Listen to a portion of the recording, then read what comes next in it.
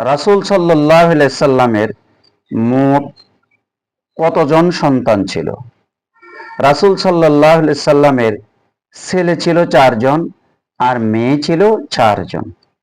ছেলে 4 জন হলো ইব্রাহিম, কাসেম, তাহের, তৈয়ব। আর রাসূল সাল্লাল্লাহু আলাইহি সাল্লামের মেয়ে হলেন 4 জন, কুলসুম, ফাতিমা রাদিয়াল্লাহু তাআলা আনহা, রুকাইয়া রাদিয়াল্লাহু তাআলা আনহা, জয়নব রাদিয়াল্লাহু তাআলা আনহা। এই মোট রাসূল সাল্লাল্লাহু আলাইহি সাল্লামের 8 জন সন্তান ছিল। ছেলে ছিল 4 জন, মেয়ে ছিল 4 জন।